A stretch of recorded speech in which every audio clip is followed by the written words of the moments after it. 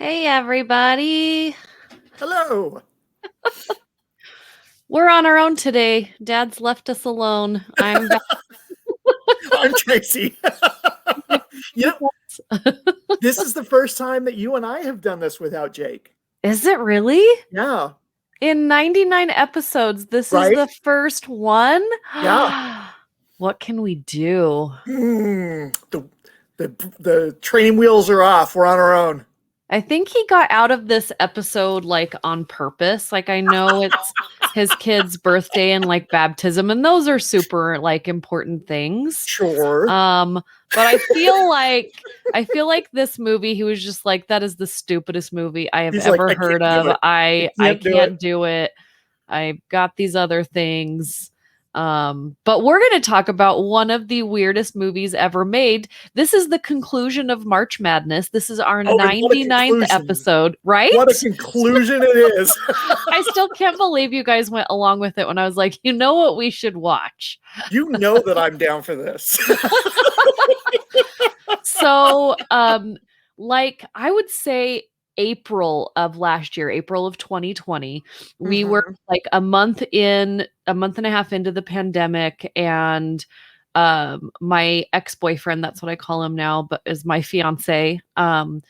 We had been like getting together and watching just bad movies, but bad movies that you're like, this is awful, but it's awesome, right? We had just finished watching all of Tiger King. Remember that? Because that started in March. And we were you guys binged it like twice or three times, right? Yeah. Oh yeah. Oh yeah. We started watching it again the other night as well. So just to like go back and reminisce. Carol Baskin. But one of his friends was like, hey, you've got to check out this really awful movie called Rubber. And so we found it and we watched it. And this movie was made in 2010. And it's about a killer tire. A killer sentient psychic tire. Yes. Telepathic. So I don't know what the this is the plot. Let me read the plot for you. In the late 1990s, somewhere in the California desert, a tire named Robert suddenly comes to life. At first, he learns how to stand upright and then how to roll. He comes across a plastic water bottle and, after hesitating, crushes it. I'm loving the dramatic reading. Comes across a scorpion, crushes it, and finally comes across a glass beer bottle, but is unable to crush it by rolling over it. Oh, Robert. You know, he might be the most complex character we've ever discussed on this show. Yeah, because as soon as he couldn't roll over that bottle, he was like, you know what? I need to work on my skills. Right. And he really hones those psychotic technical skills, and he tests his newfound powers on a tin can and a rabbit by making them explode. This is a real movie, folks. This is a real movie. This is like my former film student self is so excited that they made this film, because this is a student film. This is like a graduate project. You know? If you've never seen a student film, or when people are going to film school, so Tracy and I have seen a lot of these, and we've made a lot of them. But this guy that made this movie, and his name is Quentin Dupleix. Is that how you say it? Dupleix? Dupleix. French. I don't know. It's French. He's the one in film school that you knew right away he was going to do better than everyone else in film school, because he had this really odd idea. Like we had that kid in my film school as well, and we would all be doing like these stories, love triangles, you know, all of this stuff. And then he does a film about a TV, the big well, it's not a big one, but it's a small TV, but it's like the big boxy ones, and how it still could come alive after you unplugged it. So it was like this demon like TV, and I'm like, this kid's Okay. gonna go far. I don't remember his name, so obviously he did go far, but that could also just be the fact that I don't remember people's names. But this movie, one of my favorite parts of this movie is the weird audience that they have watching it. What is going on with this? So they have people that just come up and from afar are like watching this. Right. How do you explain this, Tracy? Explain this. I don't. There's no reason. There's no reason. He doesn't. So I think what the director was going for is that in a way this is kind of a meta look at film and filmmaking and film watching. And so you have the creator, you've got the actor with Robert, you've got the audience that is watching, and then without the audience, then the film doesn't exist. So the characters can go do their own thing, but it's never really fleshed out. It's like kind of half-baked, if you will. So yeah, it's so weird. Could you imagine be like, so okay, so we need some extras on this student film, and you're just gonna be in the desert. And you're gonna like look through binoculars, and you're gonna all like jump on top of a roasted turkey and tear it to bits and eat it. And then you're gonna pretend to die. And thanks for being part of the movie. And by the way, the movie's about Killer Tire. What I loved, this is what they try and really get in your head at film school, is that you really have to have your character fleshed out. That no amount of dialogue, that no amount of camera work is going to save your character if your character is not fleshed out. And so what I really like about this film, as weird as it is, this tire and the way that they give this tire life and personality, and the way that they have thought about what this tire needs to have for you and I to believe that this tire could blow something up, right? Like the camera angles are down. Oh yeah. So you're not above the tire. You are at the tire's level most of the time, right? The way that the tire shakes, this isn't a high, there's not a lot of money. This is very, very low budget. But the thing that they did that I loved, as I'm in total agreement with you, is the technical camera work really, and the animation, the way, and they physically did this. The only scene that they CGI'd were the heads exploding. Right. And heads explode, by the way. Heads do explode, but it's a very silly. Yeah. It's not a Tarantino. It's a cartoon version of a. Yeah. Yeah. But just like the little personality quirks that they give this tire through the animation, like you said, it starts off and it's kind of buried in the sand. And so it has to kind of shake itself off. And then when it's very kind of like Pixar animated to me. Yes. So. Okay. Except with a physical object instead of computer animated. Right. And then when it gets up and it hasn't rolled for a while, so it's very wobbly and it keeps falling over and it's got to keep pulling itself back up. There's like, it reminded me in a lot of ways, kind of like the beginning of WALL-E, where you have this character that doesn't talk and everything's got to be shown through the movement. Yes. So it's very, it's very like, let's get back to the bare bones of what makes a good movie. And as much as this movie is weird, if you take all the silliness out and you really look at what they had to do to make this tire become a character, they did such a great job. And to me, it does he kind of does have, we were talking about Robert Rodriguez a couple of weeks ago. And there are a few moments where I was like, is he going to roll right into a Robert Rodriguez movie? Like, because the lighting in the desert is so bright from behind, and how they have the police officers in some shadows and all of this. I'm like, there's going to be a showdown. This is the OK Corral. Like this is.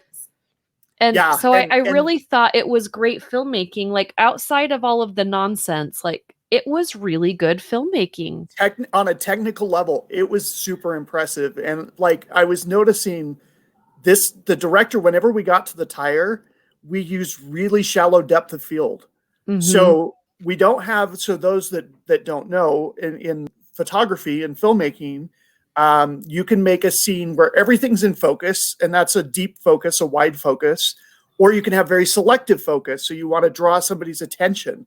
So there'll be times, especially at the end. Can we get into the spoiler? Oh yeah. Okay. Yeah. So when the tire is reborn as a tricycle, and it focuses on like the handlebars of the tricycle, and that's all in focus, and then the ground underneath is out of focus as it's rolling through. So you're really honed in on this version of this character, and it's on a technical level. I was applauding the filmmaker. Yeah. I'm like, way to go. This to me is like a 20-minute student graduate short film that somehow got turned into a feature length and went kind of cult big.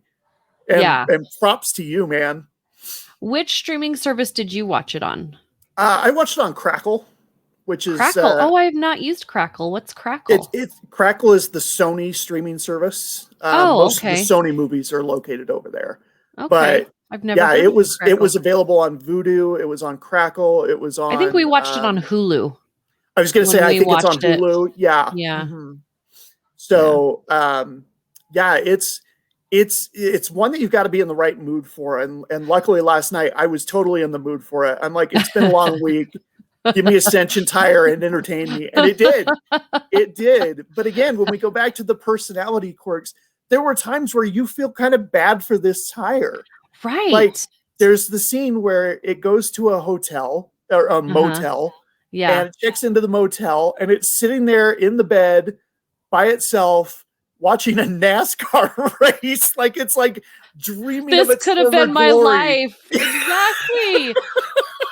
This could have been my life.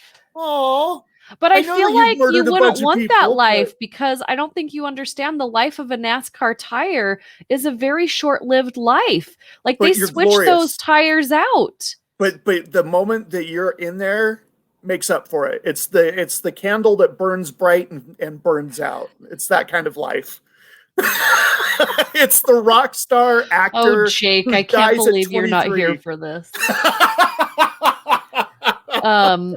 But yeah, so I just really think the attention to detail. So you sit down, you write a story about this, and you're like, you know what we should do. And I don't know whether it was a joke or not.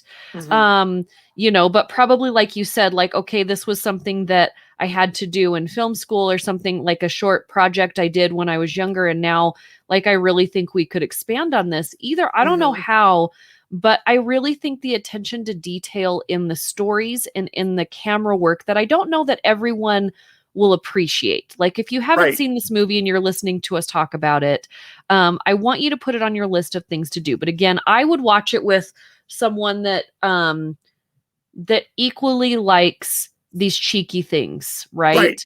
Or watch it by yourself, because it's so much fun. But I had a really good time watching it with Dave, because we were like, what the heck is happening? And then we would laugh, and they were like, oh, that's so great. And then, like, you could really feed off of each other. But don't watch it with someone that doesn't like nonsense, because then you're both going to hate it.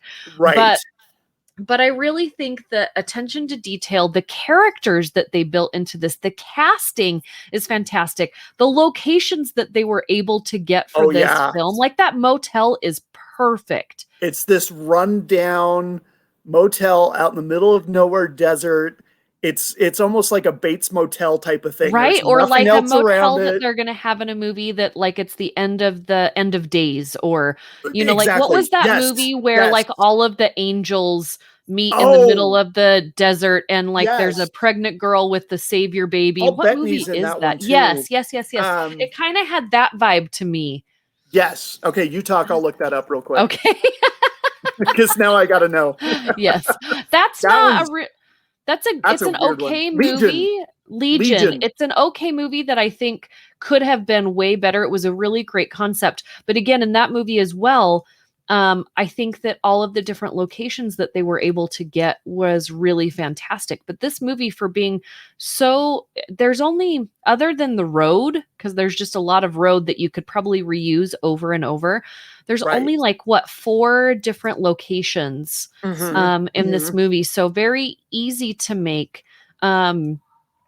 Because you're just reutilizing the locations that you have and resetting them up, which is really cool. So to me, like, I'm geeking out after I watch it, as I go back and watch it again, just as a filmmaker geeking me, like, okay, like, let's go make a movie this weekend. Like, we could do it. We could totally do it, you know? Absolutely. Absolutely. And I just kept thinking of how creative this director was in order to hide a mechanical gimbal remote control unit inside this tire, because the tire's rolling down the street and the camera's moving with it.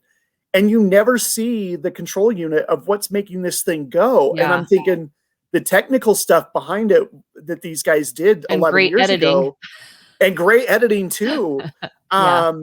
Just the technical expertise of knowing how to animate this tire physically, to actually do it and then do it so well. I mean, it's just phenomenal in that regard.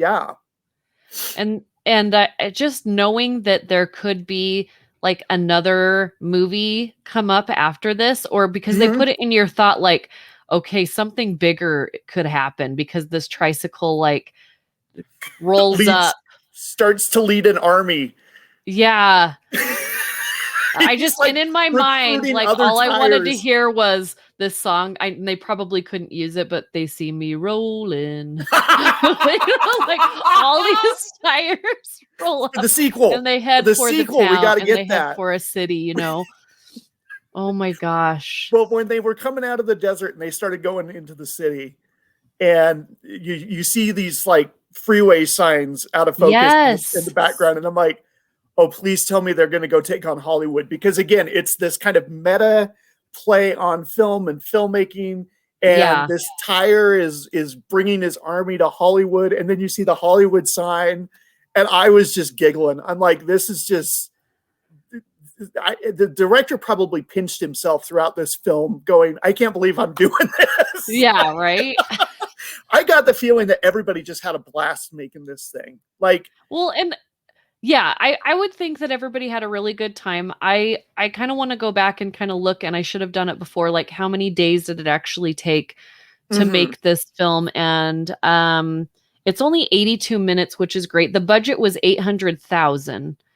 So I'm thinking that a lot of that is permits, the hotel, I'm sure, the after, you know, post-production.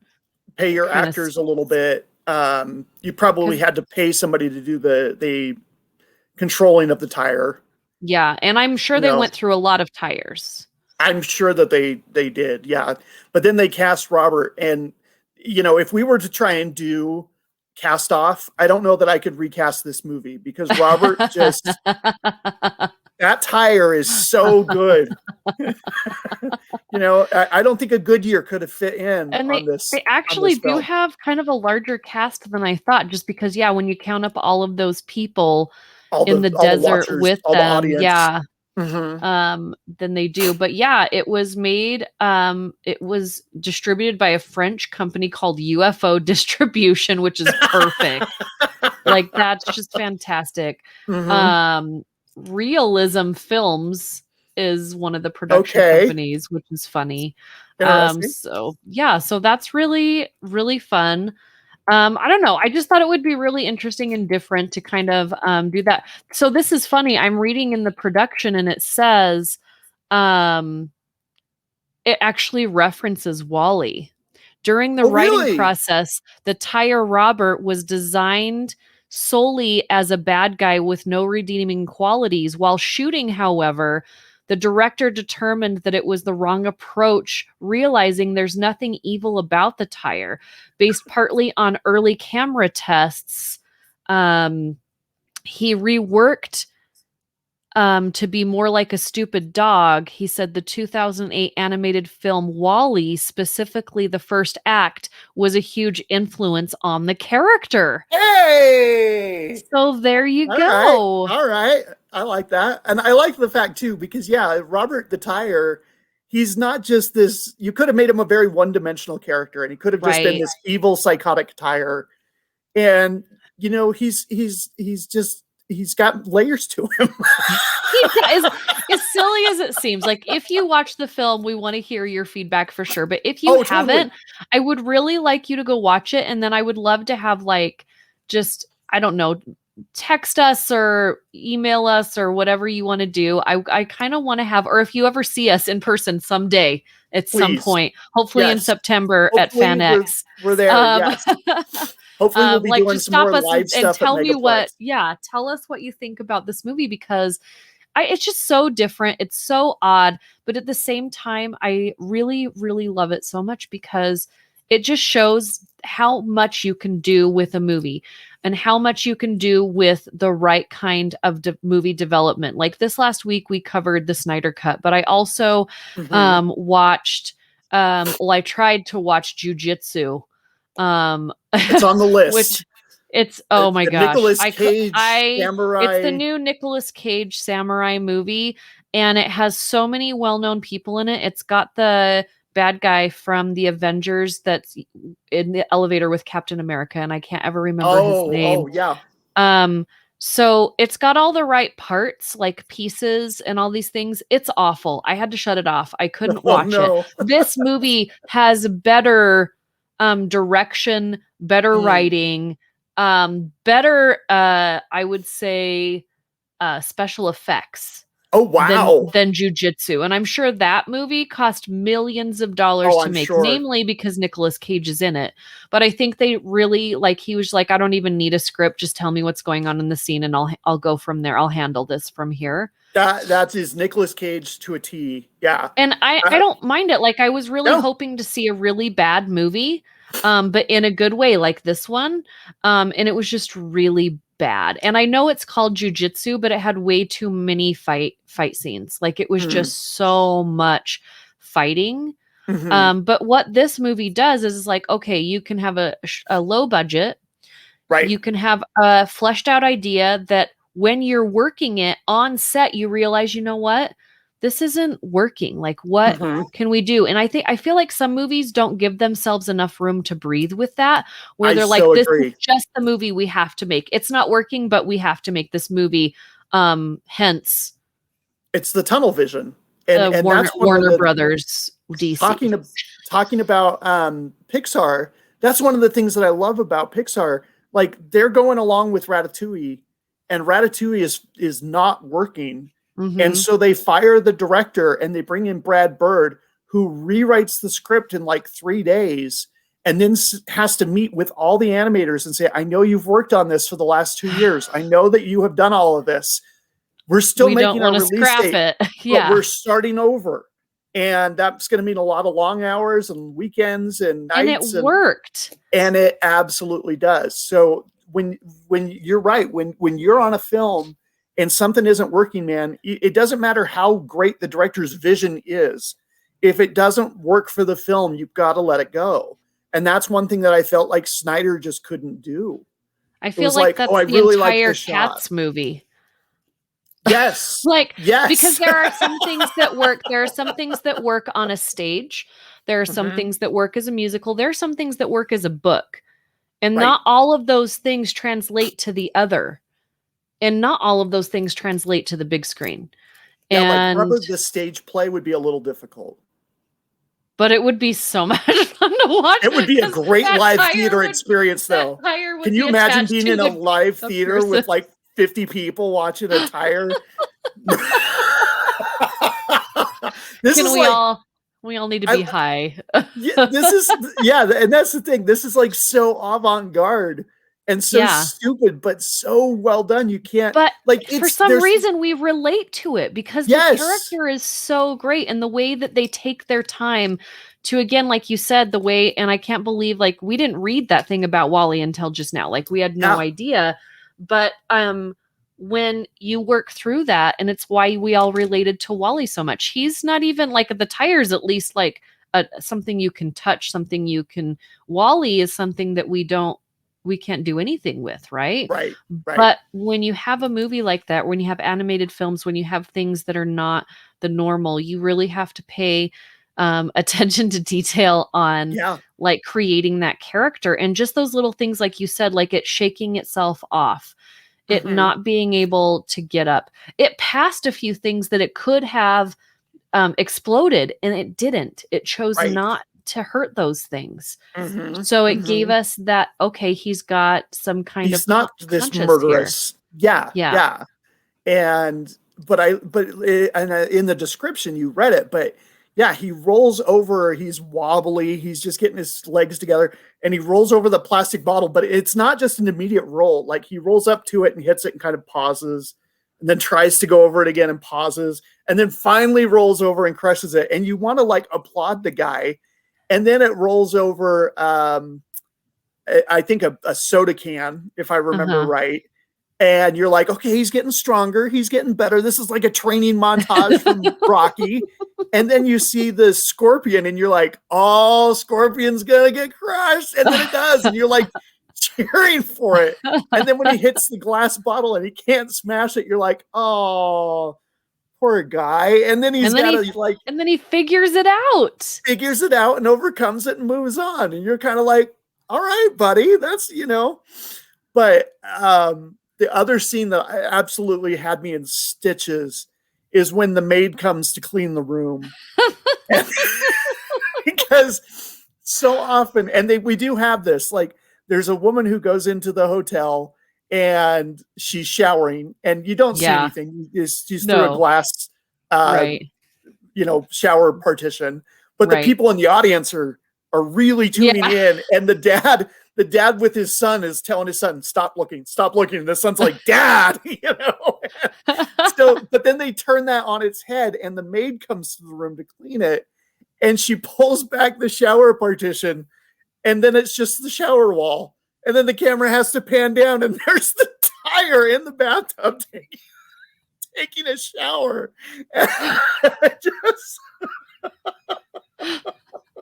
And she picks it up and throws it out. And then, of course, the dirt gets stuck to the tire. He got himself cleaned off after a tough day on the road. And then he has to go in and murder her because she disrupted his day, Yeah. He had to. Anybody that disrupts your shower and throws you out on the street, what do you need to do to them? You need to kill them. Don't really. I don't condone any of that. Literally picks him up and throws him out. I honestly, and that was kind of weird to me because I'm like, okay, you work in this. Somebody could have been washing that tire for a purpose, right? Like, who are you to throw someone's tire out on the road? You don't know if this is that lady's tire. Now you've thrown her tire out on the road, like and she's got maybe she went to go get like soda or was like going to pick up breakfast for the tire. You don't know what's going on, and you make the decision to just throw them out. I mean, that's humanity rejecting the rubber technology. It's racism in a way. I think it would be more bigotry than it would be racism. That's true. Racism. This is very. See, this film is so meta. It just works on so many levels. I do think that the lady in the shower, though, is very much making a point of, okay, so we've gone through this whole movie and there's been no sex. There's been no salacious, things. Okay, we're going to have to give it to you. And then you go to show it and it's him and it's kind of like, and it was the best FU ever. Like I was howling.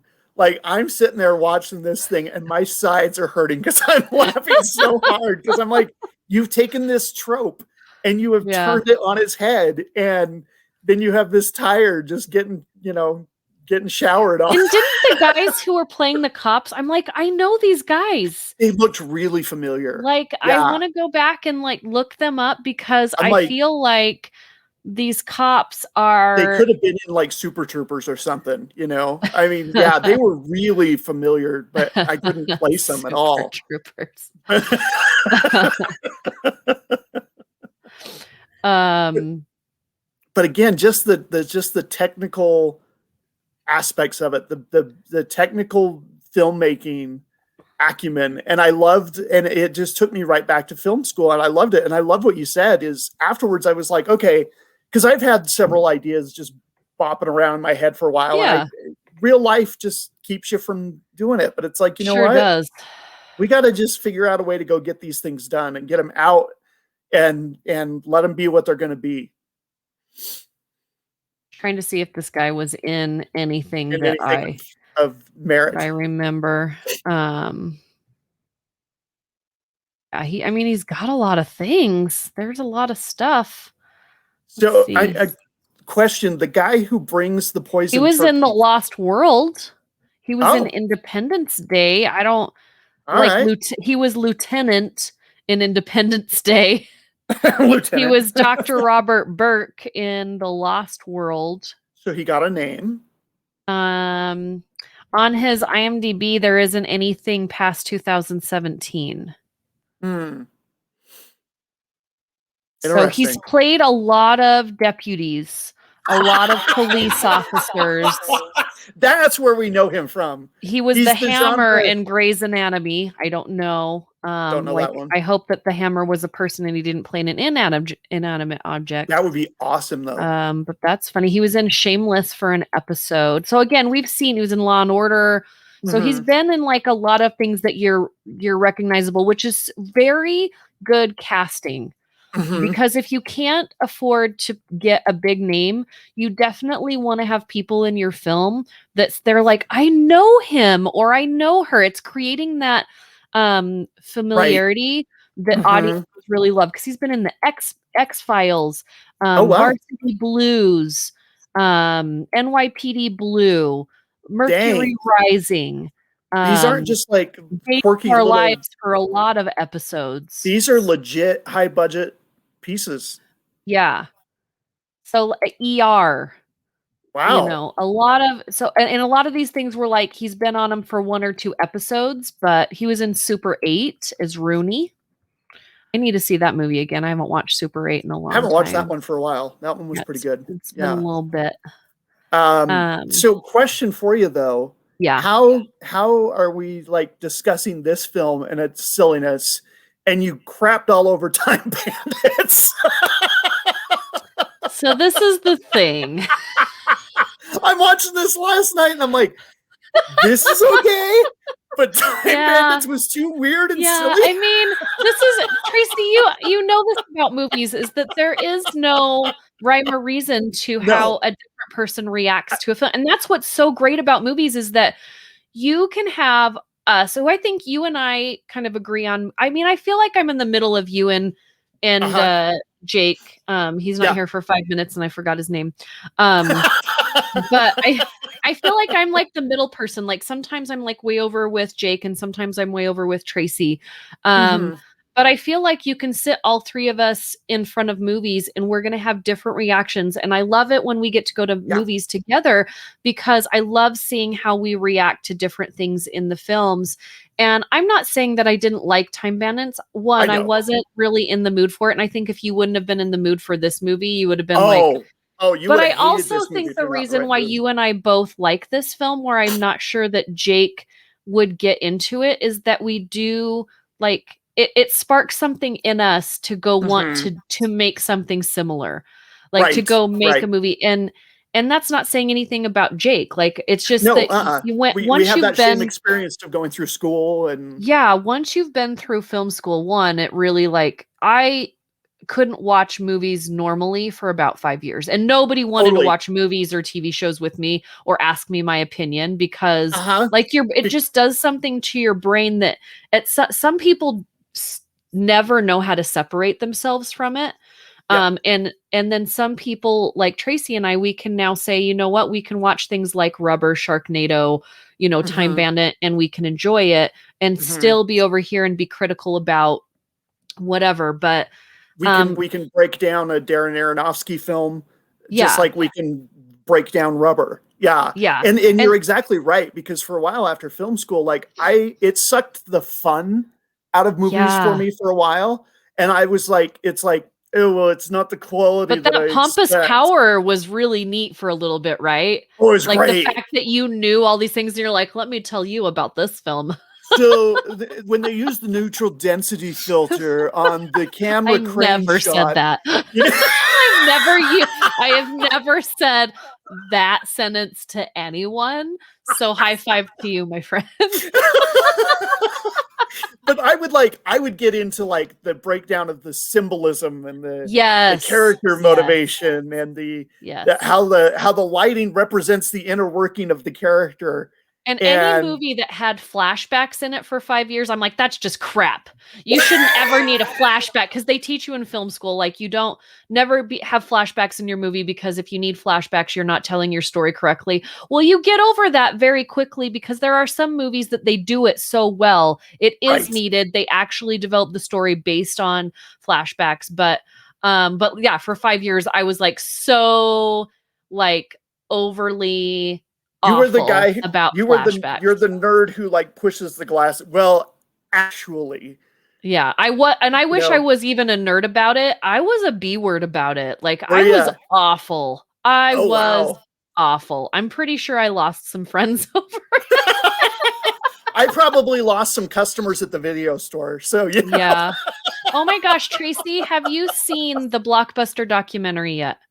It's on my list. I was planning on watching it tonight. Do it today. Okay, because I watched it, and the whole time I was just like, I want Tracy here with me. Like, it was so good. It's exactly what I needed. I kind of had like a hard week, just like health-wise, trying to get over my shot. It just was really, it took me down, and it when you're sick and you don't want to be sick and you shouldn't be sick, like, it mentally kind of, bums you out. But you hadn't been sick for a year. Like all year we've avoided I've been sick. I've been plenty sick. But like, okay, so I got my second shot, and it knocked me on my butt for a couple days. Yeah. Everybody else that I know that got the second shot, they're like, oh, my arm hurt, but no big deal. Well, mine was on the first shot, and that's why I was like, why did everybody else like get off easy, and I'm over here like sweating like freaking pig? Like, it was awful. But anyway, so so put the Netflix thing on your list, because it was so much fun, and it made me so happy to watch it. And I was just thinking about you the whole time. I gotta say, after watching this though, I watched a couple episodes from the new season of Nailed It. Have you watched that show? I've seen one episode of Nailed It. It is so funny that you just have these people who are non-bakers. Yes. And they have to try and recreate in like 40 minutes this beautiful ornate cake that looks like it's from Pinterest. Yes, exactly. And these poor people have to like try and recreate it. But the host is just so delightful, Nicole Byer. Yeah. And then they have a French pastry chef who in the first couple of seasons was like, what have I gotten myself into? And now he's just like enjoying himself. He's having a good time. I think I watched one episode of that show, and I was like, this is just me on a regular. This is my kitchen every day. Like, me and baking, that's one thing that I really want to get better at, but I also want to lose 40 pounds. So it's this like, I can cook. I figured out during the pandemic that I don't suck at cooking. And so I'm saving everyone from me just constantly posting about food. So I actually created my own food Instagram to put it over there, so it's not just inundating people. But baking, I want to get better at. It's just going to have to happen after the wedding. Oh, my friend brought me for my birthday last week. She brought me a banana pudding cake, and it was I saw that for your birthday. Vanilla cake, vanilla or banana pudding, vanilla wafers, buttercream, another layer of cake, and it looked amazing. And I'm like, really sad, because after our episode last week, because the whole time I was like, we need to sing happy birthday to him on the episode. We need to sing happy birthday to him on the episode. And then we got so into this movie, and then I totally forgot about it. And then as soon as it was over and we were done, I was like, poo. Dang it. I think that's the only time we could get Jake to sing on the air. No, didn't he sing like 2 episodes ago? Oh no, he did. You're right. We all sang. Yes, we all sang the Snyder Cut thing. Snyder Cut. I don't even remember what it was. Something like that. Yeah. Snyder Cut.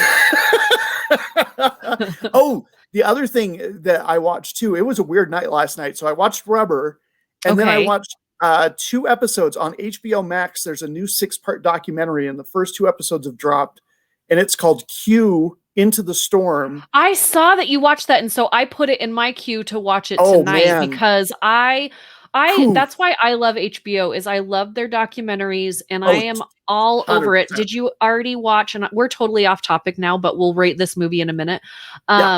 But did you watch the College Scandal documentary yet? Not yet. That's on my list too. Yeah. There's and a that lot one's of on stuff Netflix, on right? I think that one's on Netflix. Sure. I don't know. I go through I switch around from all the streamings, and so I just know it's out there. Yeah. Yeah, that one's on my list. The last blockbuster's on my list. But yeah, Q Into the Storm. This guy has been researching Q and the QAnon movement since like the beginning. This guy's been doing this for years, and he's been trying to unravel this whole conspiracy for years. And he thinks that he knows who Q is, but it goes into what these people believe and how it's set up and how it all started. And it's horrifying and fascinating at the same time. So I did that, and then I had to do Nailed It for a couple episodes to kind of cleanse my brain, you know. But I'm looking forward to we're finishing March Madness. What a way to finish. This is like the cherry on top. But I'm excited. In April, we're kind of doing, because it's spring and it's been a long winter, and we're starting to come out of quarantine, and people are getting their COVID vaccines. And so it's going to be films that kind of make you feel good and make you feel kind of happy. Rebirth, that spring kind of shake off all the nonsense. Be like Robert the Tire and shake that dirt off. Just don't kill anybody. Don't kill anybody, but take a long shower, get cleaned up, get feeling better. So I know this is crazy, but I'm giving this movie a B.